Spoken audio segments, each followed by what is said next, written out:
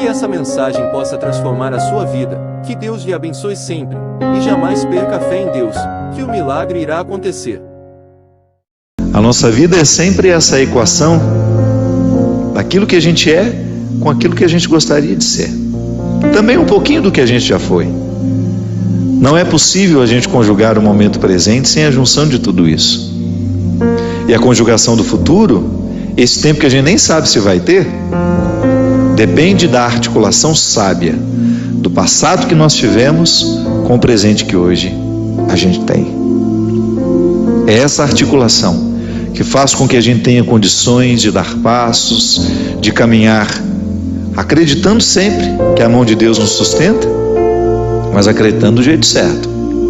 Sempre que eu penso a providência de Deus, eu penso como um favor que nunca deixa de estar presente na minha vida, mas que ao mesmo tempo nunca retira a minha possibilidade de fazer a minha parte.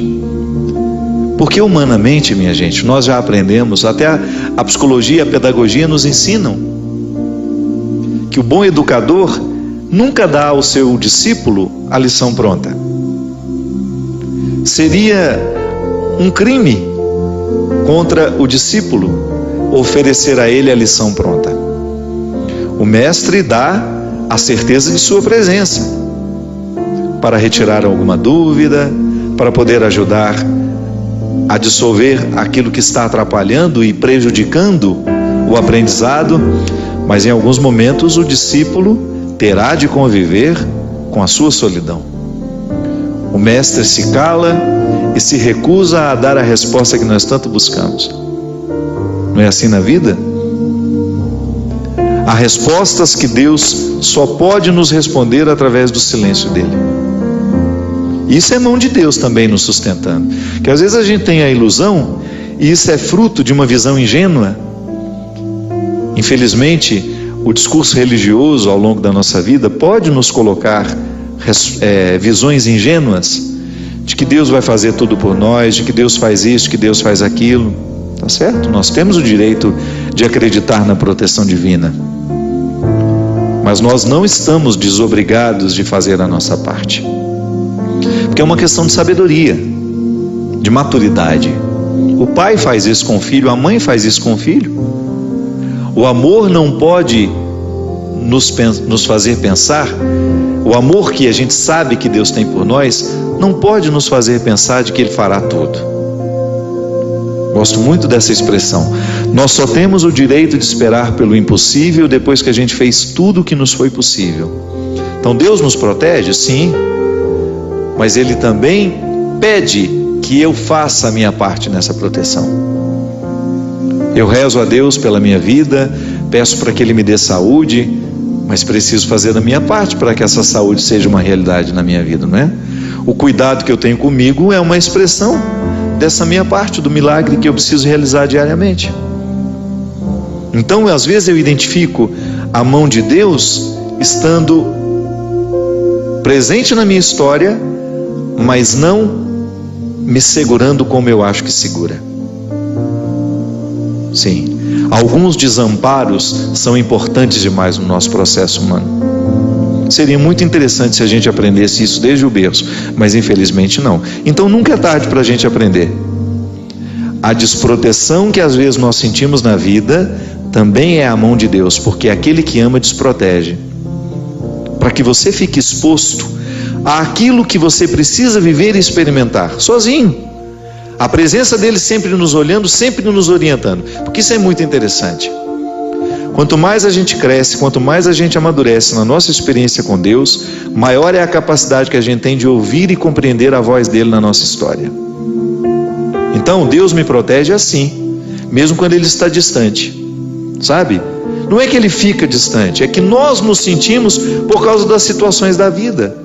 O contexto desfavorece perceber essa presença intensa na nossa vida. Então aquele momento de desconsolo, ah, meu Deus, parece que eu estou abandonado pelo Senhor. Não é não. Esse desconsolo faz parte dessa proteção dele na nossa vida. Porque quem ama sabe muito bem que o amor também precisa passar pela dura experiência da desproteção. porque excesso de amor desprotege. Não é assim que funciona? Quando uma pessoa é excessivamente protegida, no fundo, no contrário de tudo isso, existe uma desproteção, porque aquela pessoa não consegue amadurecer. Então ela vai ser eternamente ingênua, vai ficar eternamente acreditando que ela está dentro de um conto de fadas, e a vida não é um conto de fadas. Então acreditar na proteção de Deus não nos dá o direito de pensar que Deus fará tudo por nós, que caminhará por nós. Não. Ele vai estar sempre nos fortalecendo à frente dessas batalhas que nós precisamos enfrentar, mas nós estaremos na responsabilidade de realizar a parte que nos cabe. Foi assim com Moisés. Essa música cita Moisés, né? Foi essa mão que ajudou Moisés a dividir o mar em dois. Há nessa passagem uma riqueza muito grande que está em Êxodo. Quando Moisés está apavorado, porque ele retirou o povo do Egito e saiu na direção dessa terra protegida. Protegida não, prometida. Está vendo? Que também é um pouco protegida, né? A terra prometida seria alcançada, com uma promessa que Deus fez a Moisés, desde que ele se encorajasse a retirar aquele povo da escravidão e atravessasse as dificuldades do deserto. Veja que quem já teve a oportunidade de ir a Israel sabe muito bem o que é o deserto. Você entrar naquele deserto para chegar a um lugar que não sabemos onde é, que só está no coração de um homem, como promessa, é uma dificuldade muito grande. E o povo acreditou, foi atrás de Moisés, começou a viver as restrições do deserto, a fome, começou a sentir saudade das cebolas, né? Porque no Egito eles comiam cebola. No tempo da escravidão a cebola era o principal alimento. Por isso que às vezes a gente usa a expressão: não fique chorando as cebolas do Egito. Não é assim? Você já deve ter escutado essa expressão quando alguém lhe aconselha a para de lamentar o passado. O que é lamentar as cebolas do Egito? É dizer: eu era escravo, mas tinha esse alimento, eu tinha cebola para me alimentar, e agora eu estou livre, mas não tenho nada. Calma, dê tempo ao deserto, permita que o deserto lhe diga o que ele precisa dizer. Até a fome, a restrição, ela é importantíssima no processo humano. A gente identifica o tempo todo que pessoas são estragadas porque não lhes faltou nada. É terrível quando você tem um filho que foi paparicado desde criança, não lhe faltou absolutamente nada, e de repente, no descampado da vida, de repente aquela pessoa precisa enfrentar o deserto da vida e ela não tem munição o suficiente para dar conta. Aí fazer o quê? Como é que nós enfrentamos o deserto? Ali naquele momento, quando Moisés retira o povo da escravidão e se encoraja a levar este povo pelo deserto a caminho da terra prometida, ele também sente medo, ele também não sabe o que vai ser. Por isso ele o tempo todo, através das manifestações de Deus naquele momento da vida de Moisés, ele se comunica com Deus. São as epifanias, né? Que são essas manifestações gloriosas de Deus ali, através da realidade simples. É a sarça que arde, é a pedra que jorra água, enfim. Deus vai conversando com Moisés, vai dando a ele sinais de que ele está no caminho certo, mas não o priva da desproteção que o deserto lhe causa. Então, desprotegido naquele deserto, materialmente falando, ele pode firmar uma confiança em Deus que nenhum outro conforto havia dado. Está vendo como é interessante? Como a desproteção, a aparente desproteção, ela tem todo um cuidado reservado e de bastidores ali. Da mesma maneira como você que é pai, é mãe, e você cria uma restrição ao seu filho para que ele possa amadurecer, não é assim? Às vezes você retira alguma coisa do seu filho para que ele sinta realmente a falta, para que depois ele tenha condições de valorizar depois. Volto a dizer, muitas pessoas dão errado na vida é porque não lhes faltou nada. Aí você observa que quando falta demais também pode causar um desequilíbrio, uma falta de confiança na vida, nas pessoas. Enfim, é o equilíbrio que dá certo. Quando você começa a educar, colocando proteção e aparentes desproteções, onde aquela pessoa terá de enfrentar a situação sozinha, ainda que você esteja vendo de longe. Eu enfrentei situações na minha vida extremamente difíceis, que não bastava o outro dizer, eu estou aqui. Por quê? Porque elas eram minhas. Até ajuda você olhar para o lado, saber que tem um amigo com você, que existe uma mãe, que existe um pai, um irmão. Mas em muitos momentos da nossa vida, este calvário é para ser vivido na solidão. É quando eu preciso viver essa sensação de estar desprotegido, da mesma maneira como Moisés viveu, ao pisar os desconfortos do deserto, ao enfrentar aqueles desconfortos, ele compreendeu o que é a condição humana. Então eu também faço essa experiência, você faz. Eu não quero passar a vida em brancas nuvens, não quero mesmo. E é por isso que desde muito menino, quando a vida me era difícil, eu encontrava alguma coisa naquele desconforto que me fazia pensar mais alto, que me fazia pensar além. Moisés, vivendo o desconforto do deserto, precisava convencer os que estavam ao lado dele de que aquele desconforto valeria a pena. Mas alguns queriam voltar para a escravidão. Olha como a fraqueza humana está muito presente na nossa vida no momento do desconforto. Quanta gente, vou dar um exemplo simples para você entender. Existem pessoas que precisam romper com namoros que são terríveis, desastrosos. Aquela pessoa só faz mal a você, você sabe disso, mas você tem um vínculo com ela, você tem necessidade afetiva, você não consegue romper aquele namoro. Então, de repente, você se encoraja, você fica com tudo claro diante de você, essa pessoa não me faz bem, eu não posso me casar com essa pessoa, porque se no tempo do namoro já está assim, imagina na época do meu casamento, depois no meu tempo de casado, vai virar um inferno pior ainda do que já é. Aí você se encoraja, motivado por pessoas que estão ao seu lado, a romper. Aí é terrível no dia que você rompe. O sofrimento é cruel dentro de você. Parece que você nunca mais vai se recuperar, que você só pensa naquela pessoa. Por quê? Porque apesar dela te fazer tão mal, você tem um vínculo doentio com ela, de dependência afetiva. Você sabe que ela te faz mal, mas você não sabe viver sem ela. Aí você começa a dar passos. A primeira semana é horrível. Você sofre, você chora, você não pode ouvir a música, você não pode sentir o cheiro, você não pode ver aquele pedacinho de não sei o que ele esqueceu lá na sua casa, que tudo aquilo é terrível. Mas de repente você começa a dar passos de libertação. É como se você estivesse andando na direção de uma terra que só vai te fazer bem. E um mês depois aquele sofrimento ficou melhor, 2 meses depois aquele sofrimento melhor, e de repente você não está nem mais lembrando. Claro que ainda existe ali um vínculo silencioso sendo desarmado, porque a dependência afetiva, ela não morre da noite para o dia. A gente precisa, é como se você fosse sufocando uma célula cancerosa com o processo da quimioterapia, sabe? Que você vai retirando a vida da célula cancerosa, que é a célula que nos mata.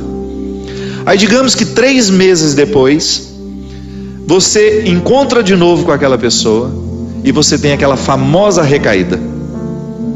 Aí pronto. O castelo que você estava construindo, o chão que você tinha andado, que tinha sido tão difícil, você joga fora e você volta para o Egito, você volta para a escravidão. Você faz o mesmo que os companheiros de Moisés queriam fazer, voltar a comer a cebola, voltar a comer o alimento podre, estragado. Aí você reata aquele relacionamento, porque ele é doentio e você não cuidou da devida distância que você deveria manter. Porque quando você tem essa dependência afetiva, você tem que estabelecer a distância, porque senão você não se cura. Você tem que parar de querer saber da vida daquela pessoa, porque senão você não se cura. Você precisa parar de ficar fuçando o Facebook dela, porque senão você não se cura. Você precisa parar de ficar investigando a vida. Onde que ela foi? O que ela está? Você tem que cessar todos os pontos que podem lhe fazer querer voltar para o Egito, porque senão você nunca vai se libertar. Aí 3 meses depois você está bela e formosa já, matando a célula cancerígena, você vai dar mais uns beijos na boca, volta àquela dependência horrorosa e o inferno retorna na sua vida. Na sua primeira semana é até bom que está tudo voltando. Daqui a pouco, minha filha, você está no inferno pior do que você estava 3 meses atrás. É assim. Quando a gente não sabe viver o desconforto que nos edifica, a gente se boicota o tempo todo. É como parar de beber, é como parar de fumar. Você fica sem fumar 1 ano e você comemora porque você parou de jogar aquela toxina cancerígena no seu organismo, e de repente você vai lá e acende um cigarro de bobeira, e aquele vício volta como se fosse um monstro capaz de te comer inteiro. Pronto. Todo aquele sacrifício que você fez dos primeiros dias sem fumar vão para o saco. Por quê? Todo aquele sacrifício vai para o saco. Por quê? Porque você não foi capaz de viver o desconforto de renunciar. Minha gente, é impressionante como essa mão de Deus nos auxilia assim, nos fazendo conscientes do que nós precisamos romper na nossa vida. São situações que a gente precisa estabelecer limites para elas, porque senão a gente não vai ser curado nunca. A gente vai ficar eternamente doente na fila dos necessitados, chorando e mendigando um pãozinho de bondade do outro, um pãozinho de afeto do outro. Pelo amor de Deus, nós não fomos feitos para isso. Nós não fomos feitos para ficar arrastando dependentes afetivamente dos outros. A gente foi feito para amar. E o amor só tem sentido na nossa vida se for para nos edificar, se for para nos ajudar a atravessar o desconforto do deserto. Caso contrário, ele não faz sentido. Esse pseudo-amor, esse falso amor que às vezes a gente diz sentir um pelo outro, que não nos ajuda nos desconfortos do deserto. Eu preciso viver os meus desertos, você precisa viver os seus. E os verdadeiros amigos são aqueles que reconhecem os desertos que o outro precisa passar e fala: isso mesmo, vamos passar por esse deserto porque você precisa dele. Agora, a Poliana, ela quer aquela vida feliz, ordenada. Lembra daquela personagem? A Poliana, onde tudo era o jogo do contente, né? Para com isso. Assassine esse instinto infantil que existe dentro de você, que lhe faz ter medo dos desconfortos da vida. O desconforto da vida, quando bem vivido, ele só nos torna melhores. Tira essa máscara de coitadinha que você gruda na sua cara para os outros terem eternamente pena de você. Você só perde tempo na vida assim. Que bobagem! Deus nos segura na nossa mão é para a gente ter condições de atravessar esse deserto. Não é para ficar recaindo eternamente e voltar a comer as cebolas do Egito, porque a gente teve dó de nós, porque a gente teve dó do outro. Não. A caminhada é para frente que se vai. E chega um momento quando Moisés chega diante de Deus e fala: agora você resolve essa situação, porque eu não sei mais o que fazer. Já construíram um bezerro de ouro no meio do caminho, já arrumaram confusão, já estão adorando até outras situações, então nem lembrando que o Senhor existe. Eles só não voltam porque está longe demais, mas retornam de outra maneira, não retornam na geografia, sabe? Eles não voltam geograficamente porque estava longe já do Egito. Eles morreriam no meio do caminho. Mas não voltavam geograficamente, mas voltavam afetivamente. Porque às vezes a gente já ultrapassou o território da nossa escravidão físico. Eu já saí da cadeia, mas a cadeia não saiu de mim. É assim que funciona. Eu já dei os passos na direção da minha liberdade, mas eu não fiz a conquista da minha liberdade. Eu não decretei a conquista da minha liberdade. Então eu fico afetivamente preso ao meu passado, lamentando as cebolas do Egito, lamentando o namoro que terminou, a situação que foi terminada, a amizade que foi traída. Então, quando Moisés está diante do Mar Vermelho e ele fica apavorado, porque agora eles não tinham mais para onde ir, ou atravessavam o mar ou voltavam para o Egito, e o exército do faraó já estava chegando para capturá-los. O que ele faz? Ele tem uma reunião particular com o Senhor, né? Uma audiência particular de urgência. Liga lá para o secretário de Deus e fala: pelo amor de Deus, você pede para ele me atender hoje, que eu não posso mais ficar sem essa resposta. O exército do faraó está chegando. E aí ele acha que Deus iria dar uma resposta fácil para ele, né? ia dar uma solução rápida. Não. O que Deus fala? Lembra, gente? Lembra? Corre, né? Entra nessa água. Olha que frase forte. Diga ao povo que caminhe. Eu não vou fazer por vocês o que só vocês podem fazer. Eu vou dar todas as graças para que o milagre aconteça. Eu vou fortalecer a coragem de vocês, mas se não colocar o pé na água, se não desafiar esse mar, ele não se abre. E foi o que o povo fez. Moisés à frente, certamente, cheio de medo também, né? Ai, meu Pai de misericórdia, o que vai acontecer agora? Quando ele começou a entrar, a colocar os pés na água, Deus faz a sua parte. Minha gente, a nós nem importa se isso aconteceu dessa maneira mesmo. A nós interessa é o fato de que Deus faz diariamente isso na nossa vida. Sempre que eu me encorajo a vencer os mares que me desafiam, eu estou exercendo o cuidado de Deus na minha vida. Sempre que eu me encorajo a colocar o pé no mar que me ameaça, eu estou cumprindo a parte da promessa de que Ele estará sempre ao meu lado. Você faz a mesma coisa. Sempre que você desafia os seus mares, sempre que você enfrenta os seus desconfortos, quando você não tem medo do desconforto que lhe chega, quando você olha para ele de frente, você fala: e agora? O que é que nós vamos fazer a partir desse momento? O que você me traz de bom? O que você está me desafiando? Eu vou aqui recrutar as minhas melhores partes, porque só isso me interessa. Se o desconforto me chega, eu preciso atravessar esse deserto para poder alcançar essa parte da terra prometida que me espera. É assim que funciona. Não há uma fórmula mágica para a vida. Ainda que a gente não acreditasse em Deus, nós teríamos de viver os desconfortos que nos fazem crescer. Ainda quem não crê em Deus precisa enfrentar os desconfortos de sua história, de sua existência. Agora é claro que quando a gente acredita em Deus, quando nós acreditamos de que existe alguém superior a nós, nos capacitando para a gente fazer a travessia, um conforto a mais nos é oferecido. Por isso, baseados na experiência deste conforto que eu já fiz, que você já fez, em muitos momentos, quando essa mão de Deus cuidou de nós, e que a gente dá continuidade ao processo de caminhada, de enfrentamento. É enfrentamento, a palavra é essa. Se a gente não vive os enfrentamentos diários dos nossos desertos, dos nossos conflitos, dos nossos medos, a gente nunca vai chegar. Obrigado pela sua companhia. Derrame sobre nós a bênção do Deus Todo-Poderoso, Ele que é Pai, Filho e Espírito Santo.